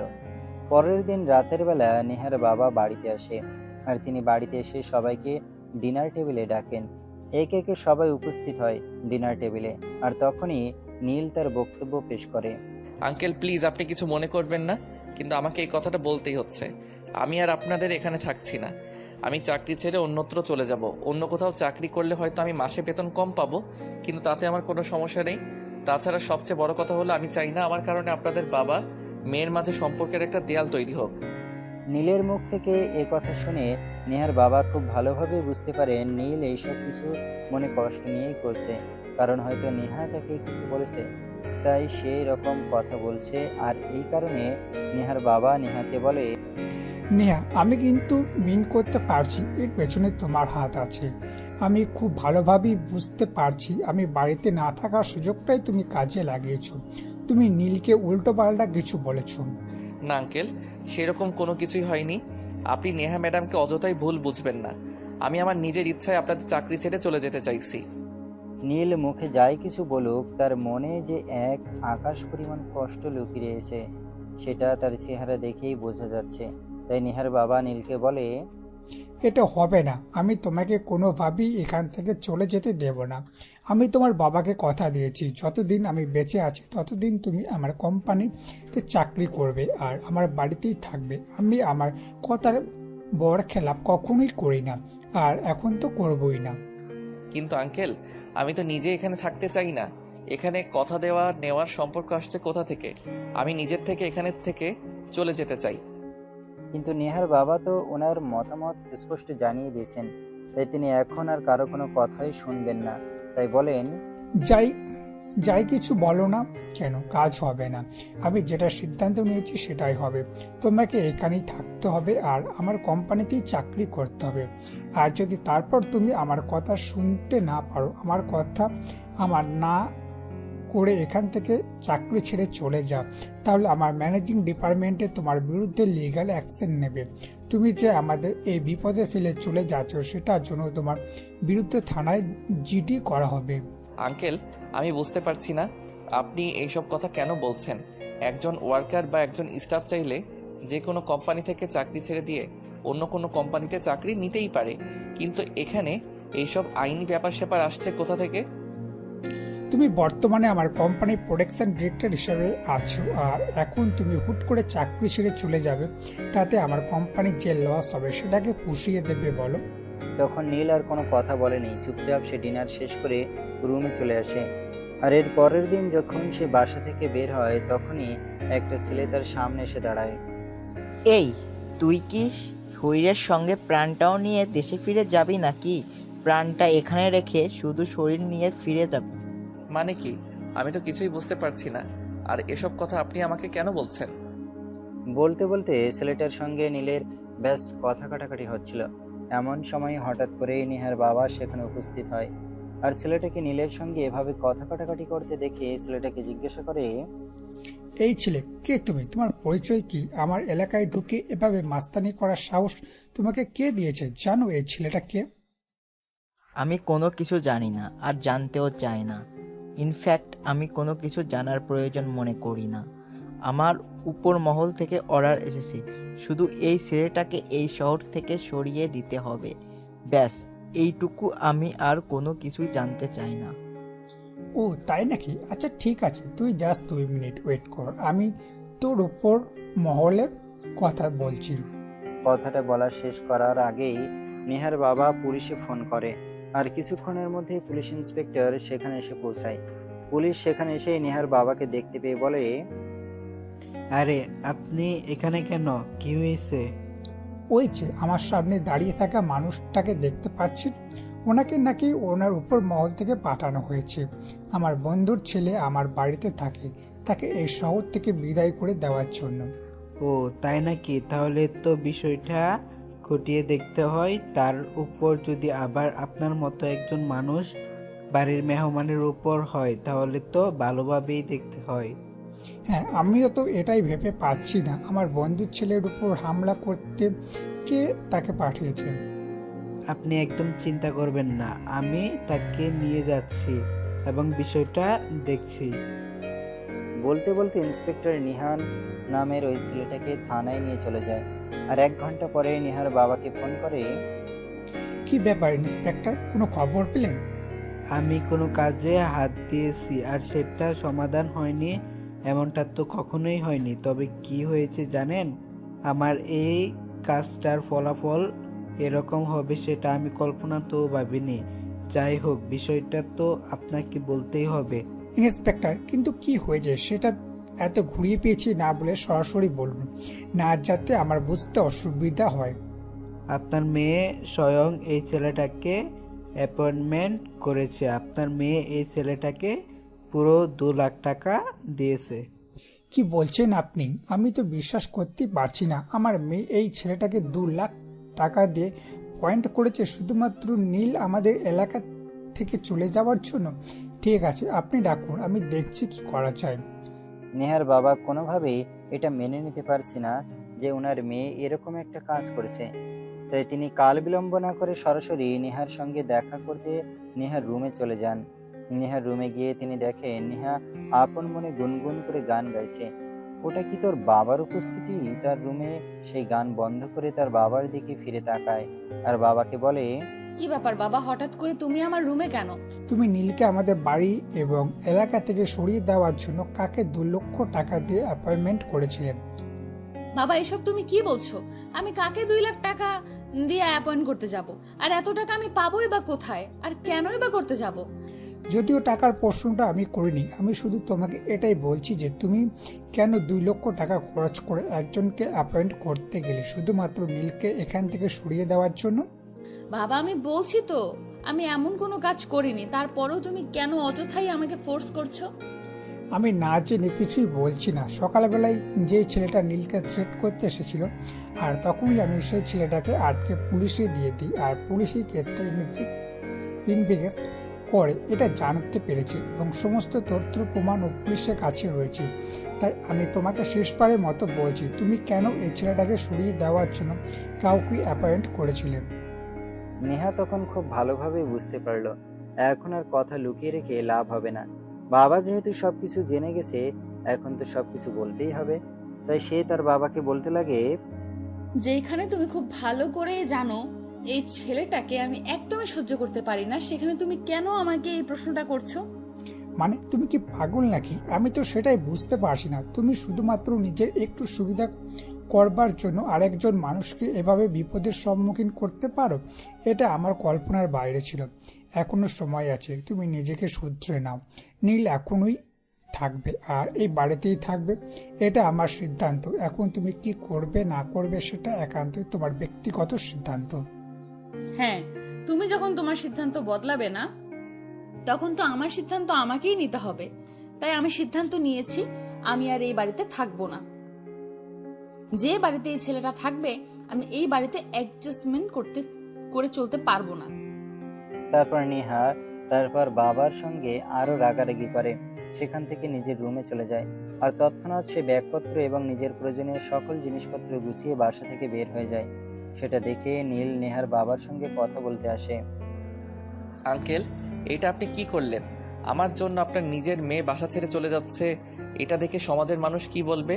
সমাজের মানুষরা কে কি বলবে না বলবে সে সব কিছুই আমার উপর ছেড়ে দাও। আমি তোমাকে এসব বিষয়ে চিন্তা করতে বলিনি। তোমার এখন মনোযোগ দিয়ে চাকরিটা করা প্রয়োজন, তুমি সেটাই করো। তখন নীল আর কোনো কথা বলার সাহস পায়নি। সে নিজের রুমে চলে গিয়ে বসে বসে ভাবতে থাকে এসব কিছু তার জন্যই হলো, কিন্তু তার কিছুই করার নেই। কারণ যেখানে স্পষ্ট জানিয়ে দিয়েছে নেহার ইচ্ছে হয় তাই করতে, ওই বিষয়ে তিনি বিন্দুমাত্র আক্ষেপ প্রকাশ করেননি। নেহা সেখান থেকে বের হয়ে সোজা একটা বান্ধবীর বাসায় গিয়ে ওঠে। আর নেহাকে সেখানে যেতে দেখেই তার বান্ধবী প্রশ্ন করে, কি ব্যাপার নেহা, কি হয়েছে তোর? তুই এভাবে লাগেজ গুছিয়ে কোথায় যাচ্ছিস? আমি বাসা থেকে বের হয়ে চলে এসেছি, তোদের এখানে থাকবো, তারপর একটা কিছুর বন্দোবস্ত করে চলে যাব। সেটা না হয় বুঝলাম, কিন্তু এমন কি হলো যে তোকে বাসা ছেড়ে চলে আসতে হলো? আমি কি সেটা জানতে পারি? তখন নেহা কোনো কথা না বলে চুপচাপ নিশির রুমের ভিতরে চলে যায় আর লাগেজ রেখে বিছানায় ধপাস করে শুয়ে পড়ে। সেটা দেখে নিশিও আর তাকে কোনো প্রশ্ন করেনি। দেখতে দেখতে বিকেলে ঘনিয়ে সন্ধ্যা হয়ে গেল। এমন সময় হঠাৎ নিশির বড় ভাই তার রুমে আসে। নিশির রুমে এসে দেখতে পায় নিশি আর নেহা দুজনে বিছানার উপর বসে গল্প করছে। তখনই সে নেহার দিকে একটু আড় চোখে তাকায়, যদিও নেহা সেটা খেয়াল করেনি। তারপর সে নিশিকে বলে, কি ব্যাপার নিশি, এই মেয়েটাকে তো এর আগে কখনো আমাদের বাড়িতে দেখা যায়নি। তুমি তো বাড়িতেই থাকো না, তাহলে দেখবে কি করে? এটা আমার বন্ধু, কয়েকদিনের জন্য আমাদের এখানে এসেছে, কয়েকদিন আমাদের এখানে থাকবে। ও আচ্ছা, বুঝতে পেরেছি। আচ্ছা ঠিক আছে, আমি আসছি। কথাটা বলেই নিলয় নেহার দিকে একটা রাক্ষসের দৃষ্টি নিক্ষেপ করে সেখান থেকে চলে গেল, যেন সে চোখ দিয়েই নেহাকে অর্ধেকটা গিলে খেয়ে ফেলেছে। এমনভাবে তাকিয়েছিল যেন সে এর আগে কখনো এরকম সুন্দরী মেয়ে মানুষের দেখেনি। যাই হোক, এরপর দেখতে দেখতে 2 দিন চলে গেল। ইতিমধ্যে নেহা সেরকম কিছুই টের পেল না। সেদিন বিকেলবেলা নিশি কোনো একটা কাজে বাইরে গেছে। নেহা রুমে একা বসে আছে। এমন সময় নিশির বড় ভাই সেই রুমে আসে। সে জেনে শুনেই রুমে আসে। নিশি একটু আগে বাইরে চলে গেছে সেটা সে দেখেছে, আর সেজন্যই সে এই সময়টাকে কাজে লাগাতে চেয়েছে। নিলয় রুমের ভেতর প্রবেশ করে দরজাটা একটু চাপাতে চেয়েছে। এমন সময় দরজাটা একটু শব্দ করে ওঠে, আর তখনই নেহা পিছন ফিরে তাকিয়ে দেখে নিশির বড় ভাই দাঁড়িয়ে আছে। ওনাকে এভাবে দেখে নেহা অনেকটা অপ্রস্তুত হয়ে বলে, কি ব্যাপার ভাইয়া, আপনি এই অসময়ে এই রুমে কেন? নিশি তো এখন বাড়িতে নেই, কোনো একটা দরকারি কাজে বাইরে গেছে। হ্যাঁ, সেটা আমি খুব ভালো করেই জানি, আর সেজন্যই তোমার সঙ্গে একটু কথা বলতে এসেছি। তোমার সঙ্গে আমার একটা পার্সোনালি কথা আছে। কি বলেন ভাইয়া, আপনি আমার সঙ্গে তো এটা কি কখনো আমি কথাই হয়নি, আর এখন আপনি বলছেন আমার সঙ্গে আপনার পার্সোনাল কথা আছে। আমি তো আসলে বুঝতেই পারছি না আপনি কি এমন পার্সোনাল কথা বলতে চাইছেন। হ্যাঁ, আমি বললাম তো তোমার সঙ্গে পার্সোনাল কথা আছে, আর আছে বলেই তো তোমার সঙ্গে কথা বলতে এসেছি, তাই না? তখন নেহা বলতে থেকে, আচ্ছা ঠিক আছে, কথা বলবে ভালো কথা, কিন্তু দাঁড়িয়ে কেন? বসে কথা বলার জন্য। তখন নিলয় নেহার একটু কাছে গিয়েই বসে, আর তারপর তার হাতটা ধরার চেষ্টা করে। তখনই নেহা একটু পিছিয়ে গিয়ে বলে, আরে ভাইয়া, এসব আপনি কি করছেন? আপনি তো বললেন শুধু আমার সঙ্গে একটু কথা বলবেন, কিন্তু আপনি আমার হাত ধরছেন কেন? তখন নিলয় একটু সরে গিয়ে বলে, সরি, আসলে তোমাকে যেটা বলতে চাই, দেখো আমি কিন্তু ঘুরিয়ে পেঁচিয়ে কথা বলা একদমই পছন্দ করি না। যা বলি সবসময় স্পষ্ট করে কথা বলি। হ্যাঁ ভাইয়া, ঠিক আছে, আমি বুঝতে পেরেছি। এবার তো বলুন আপনি আমাকে কি বলতে চান। তখন নিলয় বলে নিলয় নেহাকে পছন্দ করে, আর নেহা এক কথাতেই রাজি হয়ে যায়। কারণ নিলয় ছিল সুদর্শন এক পুরুষ, যাকে দেখে যে কোনো মেয়ে প্রথম দেখাতেই প্রেমে পড়ে যেত। নেহা নিজেও তো একটা মেয়ে মানুষ, আর তার ক্ষেত্রে উপকার ব্যতিক্রম হবে না। তারপরে শুরু হয় তাদের দুজনের প্রেম, কিন্তু সেটা নেহার বান্ধবী নিশি জানতো না। এদিকে নিলয় নামের ছেলেটা নেহাকে ভুলিয়ে ভালিয়ে বাড়িতে পাঠানোর বন্দোবস্ত করে, কারণ তার মনে কিন্তু অন্য চক্কর চলছে। সেটা আপনারা গল্পের শেষের দিকে জানতে পারবেন। যাই হোক, এইদিকে হঠাৎ একদিন বিকেলবেলা নিশি আর নেহা রুমে গল্প করছিল। এমন সময় হঠাৎই নেহা নিশিকে বলে, নিশি, আমি আগামীকাল বাড়িতে চলে যাচ্ছি। এতদিন তোদের এখানে থেকে ডিস্টার্ব করার জন্য সরি। আরে দোস্ত, তুই এটা কি বলছিস? আমি তো তোকে আমার নিজের বোনের মতোই মনে করি। তুই আমাদের বাড়িতে আছিস, আর এতে আমি বিরক্ত হব কেন? আমার তো খুবই ভালো কেটেছে সময়টা। আচ্ছা দোস্ত, ঠিক আছে, আমি কিন্তু আগামীকালকেই বাড়িতে চলে যাচ্ছি। এর পরদিন সকাল হতে না হতেই নেহা নিজের জিনিসপত্র আবারও গুছিয়ে বাড়ির উদ্দেশ্যে রওনা দেয়। প্রায় সকাল 10টার মতো হবে বাজে। সে বাড়িতে এসে পৌঁছায়। তখন নীল আর তার বাবা অফিসে বেরোচ্ছিল। নেহার বাবা নেহাকে দেখতে পেয়ে বলে, কি ব্যাপার, তুমি নিজে নিজে বের হয়ে গেলে আবার নিজেই চলে আসলে যে? আই এম সরি বাবা, আসলে আমি এতদিনে আমার ভুলটা বুঝতে পেরেছি। তুমি আমাকে ক্ষমা করে দাও, এরপর আর আমি কখনোই এমন ভুল করব না। ঠিক আছে, এখন ভিতরে যাও, আমি অফিসে যাচ্ছি। বাড়ি ফিরে এসে তোমার সঙ্গে কথা বলবো। বলতে বলতে নেহার বাবা আর নীল দুজনেই বাসা থেকে বের হয়ে যাচ্ছিল। এমন সময় নেহা পেছন থেকে নীলকে উদ্দেশ্য করে বলে, কি ব্যাপার? আমার ফিরে আসাতে মনে হয় আপনি খুশি হননি, তাই এরকম মুখটাকে গোমড়া মেরে রেখেছেন। আপনি এভাবে কেন বলছেন? এটা আপনার বাড়ি, আর এখানে আমি একজন আশ্রিত মাত্র। আপনার বাড়িতে আপনি ফিরে আসবেন না তো কেউ ফিরে আসবে? আর এখানে আমার মুখ গোমরা করে রাখার কি আছে? বলতে বলতে নীল আর নেহার বাবা দুজনেই অফিসে বেরিয়ে পড়ে। আর অফিসে এসে নেহার বাবা নীলকে নিজের কেবিনে ডাকে। কি ব্যাপার আঙ্কেল, কিছু হয়েছে নাকি? আপনি আমাকে কিছু বলবেন? হ্যাঁ, আমি তোমাকে গুরুত্বপূর্ণ কিছু কথা বলতে চাই, তুমি আমার কথাগুলো মনোযোগ দিয়ে শোনো। নেহা ফিরে এসেছে, এর মানে এই নয় যে সে ভালো হয়ে গেছে, কারণ মেয়েটা তো আমার, তার শরীরের প্রত্যেকটা শিরা উপশিরা আমার রক্তে বইছে। তাই আমি খুব ভালো করেই জানি সে কোনো একটা উদ্দেশ্য নেই ফিরে এসেছে। এসব আপনি কি বলছেন আঙ্কেল? আপনার মেয়ে আপনার বাড়িতে ফিরে এসেছে, এখানে আবার কি উদ্দেশ্য থাকতে পারে? তখন নেহার বাবা নীলকে বলে, কেন জানি ওনার মনে কিছু একটা ডাউট হচ্ছে। নেহার মনে হয়তো কিছু একটা চলছে, তাই নেহা ফিরে এসেছে। নয়তো নেহা প্রচন্ড জেদি একটা মেয়ে, এসে এত তাড়াতাড়ি ফিরে আসতো না। এইসব কথা শুনে নীল নেহার বাবাকে বলে, আচ্ছা ঠিক আছে আঙ্কেল, আপনার যদি এরকম কিছু ডাউট হয়ে থাকে তাহলে আমি সবসময় অ্যালার্ট থাকবো। তবে আমার মনে হয় না উনি এরকম কিছু করবেন, কারণ এটা ওনার বাড়ি, এখানে থাকার ওনার সম্পূর্ণ অধিকার রয়েছে। তাই উনি কেন এরকম কিছু করতে যাবেন? বলতে বলতে নীল নেহার বাবার কেবিন থেকে বের হয়ে চলে যায়, কিন্তু নেহার বাবার মনের মাঝে শুধু একটাই কথা ঘুরপাক করতে থাকে। নেহা যখন ফিরে এসেছে তখন সে কিছু একটা উদ্দেশ্য নিয়েই ফিরে এসেছে। তার মনের মধ্যে নিশ্চয়ই কিছু একটা চলছে, আর সেটা যেভাবেই হোক জানতেই হবে। এদিকে নেহা বাড়িতে ফিরে এসেছে আজ 4 দিন। এর মধ্যেই হঠাৎ একদিন নিলয় নেহাকে ফোন করে। হ্যালো জানেমান, কি করছিলে? কি আর করব, তুমি তো আমাকে ভুলিয়ে ভালিয়ে বাড়িতে পাঠিয়ে দিলে, এখন তো আর আমার সঙ্গে দেখা করার নামটাও নিচ্ছ না। আমি তো তোমাকে না দেখে থাকতেই পারছি না, আমার খুব কষ্ট হচ্ছে। কষ্ট তো আমারও হচ্ছে, কিন্তু কি করব বলো, আমি তো আর চাইলেও তোমার কাছে চলে আসতে পারবো না, কারণ তুমি তো আর এখন আমাদের বাড়িতে নেই, তোমাদের বাড়িতে চলে গেছো। আর তোমাদের বাড়িতে তো আমি এভাবে চলেও যেতে পারি না। হ্যাঁ, সেটা তো আমি খুব ভালো করেই জানি। আছে, আমরা কি কোথাও বাইরে দেখা করতে পারি না? তখন নিলয় নেহাকে একটা অফিস হবে চলে আসতে বলে, আর নেহা সেই কথাটা শোনা মাত্রই তৎক্ষণাৎ রেডি হয়ে নেয় আর বাসা থেকে বেরিয়ে পড়ে। বাসা থেকে বের হওয়ার সময় তাদের বাসার বুয়া তাকে বলেছিল, আমি কোথায় যাচ্ছি না যাচ্ছি সেই বিষয়ে আমি তো তোকে কৈফিয়ত দেব না, আর তোর যা ইচ্ছে তুই তাই কর। আমাকে জিজ্ঞেস করছিস কেন? আমি রাতের খাবার বাইরে থেকে ফিরে আসবো। তখন তাদের বাড়ির কাজের মেয়েটা আর কোনো কথা বলেনি, কারণ সে খুব ভালো করেই জানে নেহাকে আর কিছু বলতে গেলে তাকে আরো অনেক কটু কথা শুনতে হবে, যেগুলোর জন্য সে মোটেও প্রস্তুত নয়। তাই সে আর কোনো কথা না বলে চুপ রইল। এদিকে নেহা বাসা থেকে বের হয়ে সোজা কফি সাথে চলে আসে। এসেই দেখে নিলয় তার জন্য ওয়েট করছিল। তাই সে নিলয়কে বলে, oh baby, I am so so sorry. আমার বাসা থেকে বের হতে হয়তো একটু লেট হয়ে গেছে। তুমি মনে হয় অনেকক্ষণ ধরে আমার জন্য ওয়েট করছো, তাই না? হ্যাঁ, আমি তো আমার জান পাখিটার জন্য অনেকক্ষণ ধরে ওয়েট করছিলাম। যাই হোক, কেমন আছো তুমি? এই তো আছি ভালোই। তোমার কি অবস্থা? তুমি কেমন আছো? আর আমি চলে আসার পর নিশি কিছু বলেছিল? না, সেরকম কিছুই বলেনি, শুধু বলেছিল তুমি চলে আসাতে তার অনেক খারাপ লাগছে। বেশ কয়েকদিন একসঙ্গে রয়েছে তো, তাই একটু ওরকম লাগছে। যাই হোক, তোমাকে যেটা বলার জন্য ডেকেছি। বল, কি বলবে বল। তুমি আগামীকাল থেকে ঠিক আগের মতোই অফিস জয়েন করবে, আর আমি তোমাকে যেভাবে কাজ করতে বলবো ঠিক সেভাবেই করবে।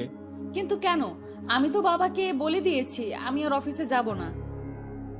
অফিস করার কোনো ইচ্ছে আমার নেই, আর এখন করে কিভাবে বলবো আমি অফিসে যাব?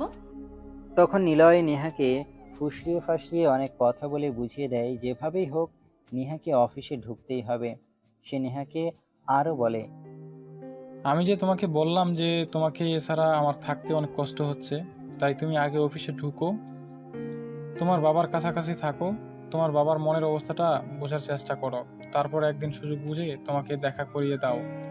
ও আচ্ছা, আমি এতক্ষণে বুঝতে পেরেছি। তাহলে তো তুমি বিষয়টা আমাকে আগে বুঝিয়ে বললেই পারতে, তাহলে তো আর এত পেঁচাল পাড়ার কোনো মানেই ছিল না। তখন নেহা আরো বেশ কিছুক্ষণ গল্প করে আর বাইরে থেকে রাতের খাওয়া দাওয়া করে বাসায় ফিরে আসে। নেহা বাসায় আসার কিছুক্ষণের মধ্যেই তার বাবা বাসায় আসে। তার বাবা যখন তাকে ডিনার টেবিলে ডাকে তখন সে সেখানে যায় আর তার বাবাকে বলে, বাবা, আমি আগামীকাল থেকে আবার অফিসে জয়েন করতে চাই। আমি চাই এখন তুমি আমাকে বলবে যে আগে আমি নিজের ইচ্ছায় অফিস থেকে বের হয়ে এসেছি, আর এখন কেন আবার অফিসে ঢুকতে চাচ্ছি। হ্যাঁ, এরকম প্রশ্ন করাটাই তো স্বাভাবিক। কেন, তুমি কি এমন প্রশ্ন সম্মুখীন হতে প্রস্তুত নাও? হ্যাঁ, আমি সম্পূর্ণ প্রস্তুত। তবে আগে তুমি আমার কথাটা শোনো। দেখো, আমি তো তোমার একমাত্র মেয়ে, তোমার সকল সম্পত্তির উপর শুধুমাত্র আমার অধিকার রয়েছে। তুমি না থাকাকালীন সবকিছু তো আমারই থাকবে। তাই এখন আমি আবার অফিসে জয়েন করতে চাইছি। হ্যাঁ ঠিক আছে, কিন্তু আমি তোমাকে এখন কিন্তু অন্য কোনো পোস্টে জয়েন করতে দেব না। তোমাকে ম্যানেজিং ডিপার্টমেন্টই থাকতে হবে। নেহা তখন তাতেই রাজি হয়ে যায়, কারণ নিলয় তাকে এভাবেই কথা বলতে বলেছে। নিলয় তাকে বলেছে তার বাবা তাকে যে ডিপার্টমেন্টে জয়েন করতে বলুক তাতেই যেন সে রাজি হয়ে যায়। মূল কথা, তাকে যেভাবেই হোক তার বাবার আশপাশ থাকতে হবে আর তার বাবার মনের ইচ্ছাটা জানতে হবে। আর এর পরদিন থেকেই নেহা অফিস করতে শুরু করে। এভাবে চলে গেল বেশ কয়েকদিন। ইতিমধ্যে হঠাৎ একদিন আবারও নিলয় নেহাকে ফোন করে। তো সুইটহার্ট, ওদিকের কি অবস্থা? এখন কি আমি চাইলে তোমার বাবার সঙ্গে দেখা করতে পারি? এদিকের আবহাওয়া তো মোটামুটি ভালোই মনে হচ্ছে। একটা কাজ কর, তুমি আগামীকাল একবার আমাদের অফিসে চলে এসো, সেখানে আমি তোমাকে বাবার সঙ্গে কথা বলিয়ে দেওয়ার চেষ্টা করছি। আচ্ছা ঠিক আছে, আমি কিন্তু আগামীকাল বিকেল 3টার সময় তোমাদের অফিসে উপস্থিত থাকবো। বলতে বলতে নিলয় ফোনটা কেটে দেয়। আর এদিকে নেহা রাতে তার বাবার সঙ্গে কথা বলতে যায়। বাবা, আগামীকাল তোমার সঙ্গে আমার এক বন্ধু দেখা করতে আসবে। আচ্ছা ঠিক আছে, সে জানা হয় বুঝলাম, কিন্তু তোমার কেমন বন্ধু, মানে তার সঙ্গে তোমার কেমন সম্পর্ক? সে ছেলে না মেয়ে? সে কি আমার সঙ্গে কোনো দরকারি কথা বলতে আসবে নাকি এমনিতেই দেখা করতে আসবে? বাবা, তুমি আমাকে এত প্রশ্ন কেন করছো? সেটা তুমি তো আগামীকাল তার সঙ্গে যখন দেখা হবে তখনই জানতে পারবে। আমি এখন তোমাকে এইসব ব্যাপারে কিছুই বলতে চাইছি না। বলতে বলতে নেহা সেখান থেকে চলে যায়। আর পরের দিন ঠিক বিকাল 3টার সময় নিলয় তাদের অফিসে আসে। প্রথমে সে নেহার চেম্বারে যায়। Excuse me madam, may I coming? Neha একটা কাজ করছিল তখন। এসে মাথা ঘুরিয়ে তাকিয়ে দেখে নিলয় তার কেবিনের দরজার সামনে দাঁড়িয়ে আছে। তখন সে নিলয়ের দিকে তাকিয়ে বলতে থাকে, আরে মাই ডিয়ার সুইটহার্ট, তুমি আমার কেবিনে এসেছো আর ভেতরে প্রবেশ করার জন্য অনুমতি চাইছো? এমনটা হতে পারে নাকি? প্লিজ ভেতরে এসো। তখন নিলয় হৃদয়ে প্রবেশ করে তার সঙ্গে সঙ্গে নেহাকে জড়িয়ে ধরে। আর তখনই নেহার ঠোঁটে একটা কিস করে। নেহা তখন নিজেকে কোনো রকমে ছাড়িয়ে নিয়ে বলতে থাকে, আরে এটা তুমি কি করছো? এটা আমার অফিস, এখানে এরকম করা যায় নাকি? উফ ডার্লিং, সেই কথা দিন ধরে তোমাকে একটুও দেখি না, তোমাকে একটু কাছ থেকে ছুতে পারি না। আমি তো তোমাকে ছাড়া থাকতেই পারছিলাম না। এখন আমি কি করব? তুমি নিজেই সেটা বলো না। তাই বলে তুমি আমার অফিসে এসে এরকম করবে নাকি? আচ্ছা ঠিক আছে, বসো। তুমি কি খাবে বলো? যদিও আমার তোমাকেই খাওয়ার ইচ্ছা, কিন্তু সেটা তো আর পূরণ হবে না। আপাতত 1 কাপ কফি হলেই চলবে। কথাটা বিড়বিড় করে বলছিল নিলয়, তাই নেহা বসতে পারেনি। তাই সে জিজ্ঞাসা করে, কি ব্যাপার? তুমি আমাকে বিড়বিড় করে কি বলছো? কি বলবে স্পষ্ট করে বলো। তুমি তো জানোই বিড়বিড় করে কথা বললে আমি বুঝতে পারি না। নিলয় তখন কিছুটা আন্দাজ করতে পারে নেহা হয়তো তার বলা কথাটা একটু হলেও শুনতে পেরেছে। তাই সে কথা ঘুরিয়ে দেওয়ার জন্য বলে, কই, আমি আবার কি বললাম? আমি তো শুধু বললাম 1 কাপ কফি হলেই চলবে। তুমি কি ইদানিং কানে কম শুনতে পাও নাকি? হ্যাঁ, হতেই পারে। হয়তো তুমি কাছে নেই, তাই হয়তো কানে একটু কম শুনতে পাচ্ছি। যাই হোক, তুমি বসো, আমি এক্ষুনি কফির ব্যবস্থা করছি। তারপর দুজনে বসে গল্প করতে থাকে। আর এদিকে নেহা তাদের অফিসের পিয়নকে দিয়ে কফি আনানোর ব্যবস্থা করে। কফি খেতে খেতে নিলয় নেহাকে বলে, তুমি তোমার বাবার সঙ্গে আমাদের সম্পর্কের বিষয়ে কিছু বলেছো? মানে বিয়ের বিষয়ে কথা বলছি। না, আমি এখনো সেরকম কিছুই বলিনি। আর তুমি তো জানোই আমি একটা মেয়ে মানুষ, আর একটা মেয়ে হয়ে কিভাবে নিজের বাবার সঙ্গে বিয়ের বিষয়ে কথা বলি বলো? ওকে মাই ডিয়ার, কোনো সমস্যা নাই। আমি যখন চলে এসেছি তখন আমি নিজেই সবটা সামলে নেব। তোমাকে কোনো চিন্তা করতে হবে না। এখন চলো আমাকে নিয়ে তোমার বাবার কেবিনে। তখন নেহা আর এক মুহূর্ত দেরি না করে নিলয়কে নিয়ে তার বাবার কেবিনে চলে যায়। কিন্তু তার বাবা তখন নীলের সঙ্গে একটা গুরুত্বপূর্ণ বিষয় নিয়ে আলোচনা করেছিল। সেটা দেখে নেহা একটু ক্ষেপে যায়, কিন্তু নিলয় চোখের ইশারায় নেহাকে ঠান্ডা হতে বলে। তাই নেহা নিজেকে একটু শান্ত করে তার বাবাকে বলে, বাবা, আমি তো তোমাকে বলেছিলাম আমার এক বন্ধু তোমার সঙ্গে দেখা করতে আসবে। এই যে আমি তাকে নিয়ে এসেছি, সে তোমার সঙ্গে কিছু বলতে চায়। হ্যাঁ ঠিক আছে, তুমি তাকে নিয়ে একটু ওয়েটিং রুমে বসো। আমি নীলের সঙ্গে একটা গুরুত্বপূর্ণ বিষয় নিয়ে আলোচনা করছি, সেটা সেরে তোমাদের সঙ্গে কথা বলছি। বাবা, তোমার কি হয়েছে বলো তো? আমার একটা বন্ধু তোমার সঙ্গে একটা গুরুত্বপূর্ণ বিষয় নিয়ে আলোচনা করতে এসেছি, আর এখন কিনা তুমি বলছো তুমি নীলের সঙ্গে গুরুত্বপূর্ণ বিষয় নিয়ে আলোচনা করছো। আমার চাইতে এখন তোমার কাছে এই ছেলেটাই বেশি গুরুত্বপূর্ণ? এত গুরুত্ব দাও? তখন পাশ থেকে নিলয় বলে ওঠে, নেহা এত অস্থির কেন হচ্ছে? উনি তো একটা গুরুত্বপূর্ণ বিষয় নিয়ে আলোচনা করছেন। চলো আমরা ওয়েটিং রুমে গিয়ে বসে ওনার আলোচনা শেষ করুক, তারপরে না হয় আমরা ওনার সঙ্গে কথা বলবো। তারপর নিলয় নেহাকে নিয়ে বাইরে চলে যায়। আর তার বাবার কথা বলা শেষ হলে নীল কেবিন থেকে বের হয়। আর তাকে দেখে তারা দুজন কেবিনে প্রবেশ করে। হ্যাঁ, এবার বলো তোমরা কি বলতে চাও? কথাটা শোনা মাত্রই নেহা কিছু বলতে চাইলে নেহাকে থামিয়ে দিয়ে নিলয় বলতে শুরু করে, আঙ্কেল, আমি নিলয়। আপনার মেয়ের সঙ্গে আমার একটা রিলেশন রয়েছে। বলতে পারেন আমরা দুজনে এই মুহূর্তে একটা ভালো পর্যায়ে রয়েছি। এখন আপনি চাইলে আমরা সেই সম্পর্কটাকে বিয়েতে রূপান্তরিত করতে চাই। এমন কথা শুনে নেহার বাবার মধ্যে সেরকম কোনো পরিবর্তন হয়েছে বলে মনে না হলেও তিনি নিজেকে শান্ত রেখে বলেন, দেখো, বিয়ের শাদীর ব্যাপারে তো হুট করে সিদ্ধান্ত নেওয়া যায় না, ভেবেচিন্তে সিদ্ধান্ত নিতে হয়। তাছাড়া নেহা আমার একমাত্র মেয়ে, তাকে আমি তার উপযুক্ত ছেলের হাতেই তুলে দিতে চাই। আঙ্কেল, আপনি আমাকে সম্পর্ক ভরসা করতে পারেন। আর আমি বুঝতে পারছি আপনি কোন বিষয়টা নিয়ে চিন্তা করছেন। আপনার ব্যবসা, তাই তো আপনি আমার উপর সম্পূর্ণ ভরসা করতে পারেন। আমি আপনার ব্যবসাটা সঠিকভাবে পরিচালনা করতে পারবো। তাছাড়া আপনার তো কোনো ছেলে সন্তান নেই। বিয়ের পর যা আছে সব তো নেহার থাকবে, আর নেহার মানেই তো আমার। আর নিজের জিনিসটাকে সবাই খুব ভালোভাবে আগলে রাখতে জানে। নেহার বাবা তখন একটু মুচকি হেসে ছেলেটাকে উত্তর দেয়, হ্যাঁ, সেটা আমি খুব ভালো করেই জানি। যাই হোক, তুমি এখন আসো। আর বিয়েটা তো ছেলে খেলা নয়, বিয়েটা তো একটু চিন্তা ভাবনার বিষয়, তাই আমি ভেবে চিন্তে তোমাকে জানাবো। আঙ্কেল, এত চিন্তা ভাবনার কি আছে? আমরা দুজন একে অপর কি পছন্দ করি, এটাই কি যথেষ্ট নয়? আমাদের ভালোবাসার কি কোনো মূল্য নেই আপনার কাছে? কেন আপনি এত চিন্তা ভাবনা করতে চাইছেন?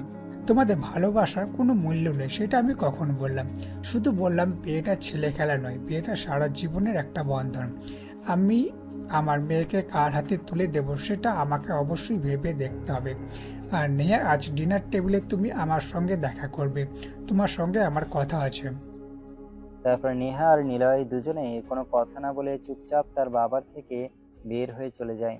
এদিকে রাতের বেলা সবাই যখন ডিনার টেবিলে আসে তখন নেহার বাবার নেহাকে বলে, নেহা, তুমি ওই ছেলেটার সঙ্গে আর কোনো সম্পর্ক রাখবে না, কারণ আমি অন্য একজনের সঙ্গে অনেক দিন আগেই তোমার বিয়ে ঠিক করে রেখেছি। বাবা, তোমার কি মাথা খারাপ হয়ে গেছে নাকি? আমি এই যুগের মেয়ে, আমি চাইলেই আমার পছন্দ মতো কাউকে বিয়ে করতে পারি। আর সেখানে তুমি কি না বলছো তুমি অনেকদিন আগেই একজনের সঙ্গে আমার বিয়ে ঠিক করে রেখেছো? হ্যাঁ, কেন? আমার কথাটা শুনতে তোমার খুবই খারাপ লাগছে নাকি? আমি তোমার বাবা, আর বাবা হয়ে এইটুকুই সিদ্ধান্ত নেওয়ার যথেষ্ট অধিকার আমার রয়েছে। বাবা, আমি নিলয়কে ভালোবাসি, এর চাইতে বড় কোনো সত্য নেই। আর তাকে ছাড়া অন্য কাউকে আমি কখনো বিয়ে করতে পারবো না। তাছাড়া নিলয় তোমার মেয়ের জামাই হতে যথেষ্ট উপযুক্ত একটা ছেলে। কে তোমার জন্য উপযুক্ত আর কে তোমার জন্য উপযুক্ত নয় সেটা বোঝার মতো ক্ষমতা এখনো তোমার হয়নি, তাই আমি সেই বিষয়ে তোমার উপর একটু ভরসা করি না। কথাটা বলতেই নেহা প্রচন্ড পরিমাণে খেতে চায় আর রাতের খাবার না খেয়ে সেখান থেকে উঠে চলে যায়। তখনই নীল নেহার বাবাকে বলে, আচ্ছা আঙ্কেল, নিলয় ছেলেটাকে তো দেখলাম মোটামুটি ভালোই তো। আর নেহা ম্যাডাম যেহেতু ওনাকে পছন্দ করেন, তাহলে আপনি কেন এমন কথা বলছেন? ছেলেটাকে তুমি দেখছো, কিন্তু ছেলেটার কথাগুলো তুমি শোনোনি, তাই আমি বলবো এই বিষয়ে আমি তোমার কোনো মতামত গ্রহণ করব না। আর তুমি একবার আজকেই তোমার বাবাকে ফোন করবে আর আগামীকাল আমাদের এখানে আসতে বলবে। কেন আঙ্কেল? না মানে আসলে আপনি তো জানেন আমার বাবার শরীরটা ইদানিং ভালো যাচ্ছে না, তাই এভাবে হুট করে বাবাকে চলে আসতে বলতে পারি না। আমি ড্রাইভারকে বলে দিচ্ছি, তুমি শুধু আমাদের বাড়ির ঠিকানাটা দিয়ে দাও, ড্রাইভার নিজে গিয়েই নিয়ে আসবে। কেন, বাকি কারণে সেই সব কিছু তোমার বাবা আসার পরেই জানতে পারবে। তখন নীল আর কোনো কথা বলেনি, চুপচাপ নিজের রুমে চলে যায়। এরপর পরের দিন বিকেলের মধ্যেই তাদের বাড়ির ড্রাইভার নীলের বাবাকে নিয়ে আসে। রাতের বেলা নেহার বাবা সবাইকে ড্রয়িং রুমে ডাকে, নেহাও সেখানে উপস্থিত হয়। কি ব্যাপার, কি হয়েছে? তুমি সবাইকে ডেকেছো কেন? আর এই বয়স্ক লোকটা কে? এনাকে তো আগে দেখিনি। উনি তোমার হবু শ্বশুর মশাই, ওনাকে সালাম করো। কথাটা শোনা মাত্রই উপস্থিত সবাই অনেকটা হতভম্ব হয়ে যায়। নেহা কিছু বলার আগেই নীল বলে, আঙ্কেল, এসব আপনি কি বলছেন? আপনার কি মাথা খারাপ হয়ে গেছে নাকি? আমার বাবাকে আপনি নীলা ম্যাডামকে হবু শ্বশুর বলে পরিচয় দিচ্ছেন কেন? তুমি চুপ করো, আমি তোমার সঙ্গে কোনো কথা বলছি না। তারপর তিনি আবারও নেহার দিকে তাকিয়ে ধমক দিয়ে নেহাকে বলেন নীলের বাবাকে সালাম করতে। তখন নেহা বলতে থাকে, অসম্ভব বাবা, কখনোই না। এতক্ষণ আমি জানতাম না এই লোকটাকে, আর এখন যেহেতু জেনে গেছি নিজের বাবা, তখন তো প্রশ্নই ওঠে না। তখন নেহার বাবা একটা চিৎকার দিয়ে ওঠে আর তাতে নেহা অনেকটা ভয় পেয়ে যায়। আর সে ভয় পেয়ে নীলের বাবাকে সালাম করে আর তারপর একটু সরে দাঁড়ায়। ওই ছেলেটার সঙ্গে তোমার সম্পর্কটা চলবে না, কারণ ওই ছেলেটার সঙ্গে আমি কখনোই তোমাকে এক হাতে দেব না। নীলের বাবা আর আমি ছোটবেলাকার বন্ধু। আমরা ছোটবেলায় একে অপরকে কথা দিয়েছিলাম, বিয়ের পর যদি ছেলে সন্তান হয় আর আমার যদি মেয়ের সন্তান হয়, তাহলে আমরা আমাদের ছেলে মেয়েকে একে অপরের সঙ্গে বিয়ে দেব। আমি তোমাদের শেষ সব কথা মানি না, কারণ তোমাদের কবে কাকে কোন বিষয়ে কথা দিয়েছো সেই সব কিছু আমরা জানি না এবং জানার প্রয়োজনও মনে করি না। তাছাড়া সবচেয়ে বড় কথা হলো আমি নিলয়কে পছন্দ করি আর তার সঙ্গে আমার একটা সম্পর্ক রয়েছে, তাই তুমি চাইলেই আমি নিলয়কে ছেড়ে নীলকে বিয়ে করতে পারবো না। এরকম একটা জায়গা খ্যাত ছেলেকে বিয়ে করলে আমার সমাজ বলতে কিছুই থাকবে না। নেহা, অনেক বলে ফেলেছো তুমি। আমি তোমার কাছ থেকে আর কোনো কথাই শুনতে চাইছি না। আমি তোমার বাবা, আমি কি করব না করব সেই বিষয়ে আমি তোমার কাছ থেকে কোনো মতামত গ্রহণ করব না। আমি আমার মতামতটাকে বেশি প্রাধান্য দিয়ে থাকি, সেটা তুমি খুব ভালো করেই জানো। তুমি যদি তোমার মতামতটাকে বেশি প্রাধান্য দাও, তাহলে আমাকে বলতে হবে আমাকেও আমার মতামতটাকে বেশি প্রাধান্য দিতে হবে। আমি তোমার কথা রাখতে পারবো না। কথাটা বলতে বলতে নেহা সেখান থেকে উঠে গিয়ে নীলের সামনে দাঁড়ায় আর নীলকে শার্টের কলার ধরে টেনে দাঁড় করায়। তারপর নীলকে বলে, এই এত লোভ কিসের তোর? প্রথমে চাকরি নেই, চাকরি পেয়েছিস, তার উপর আবার আমাদের কোম্পানির প্রোডাকশন ডিরেক্টর হিসেবে জয়েন করেছিস, আর এখন পুরো কোম্পানিটাকে নিজের দখলে নিয়ে নিতে চাইছিস। ম্যাডাম প্লিজ আপনি শান্ত হন, আপনি আমাকে ভুল বুঝবেন না। আপনাদের সম্পদের উপর আমার কোনো লোভ নেই, আর আপনাকে বিয়ে করা তো অনেক দূরের কথা। এই বিষয়ে কোনো কিছুই জানতাম না। কি ভেবেছিস কি তুই? তোদের মতো ছোট লোকদের আমি চিনি না? তোদের মতো ছোট লোকদের আমি খুব ভালো করেই চিনি। তোরা যেখানে সম্পত্তি আর সুন্দরী মেয়ে দেখতে পাস সেখানে এই দুমড়ে পড়িস। Stop of this nonsense. তুমি ওকে আর একটা কথাও শোনাবেন না। ও তোমার হবু হাজবেন্ড, ওকে সম্মান দিয়ে কথা বলো। সেটার খেতায় আগুন। আমি ওকে কোনোদিনও আমার হাজবেন্ড হিসেবে মানি না আর মানবো না। তুমি এক্ষুনি এদেরকে আমাদের বাড়িতে থেকে চলে যেতে বলো, তা না হলে কিন্তু আমি নিজেই এদের দুজনকে ঘাড় ধাক্কা দিয়ে বাড়ি থেকে বের করে দিতে বাধ্য হব। তখন আর নেহার বাবা নিজের রাগ কন্ট্রোল করতে পারেনি, তাই ঠাস ঠাস করে নেহার দুইটা চড় বসিয়ে দেয়। বলতে থাকে, নেহা যেন ওনাকে আর বাবা বলে না পরিচয় দেয়। এই কথা শুনে নেহা বলতে থাকে, বাবা এসব তুমি কি বলছো? তুমি একটা ছেলের জন্য আমাকে দূরে সরিয়ে দিচ্ছ। শুধু যে দূরে সরিয়ে দিয়েছে তাই নয়, তোমাকে আমি আমার সকল সম্পদ থেকেও বঞ্চিত করছি। আমি আমার সকল সম্পত্তি নীলের নামে লিখে দিচ্ছি।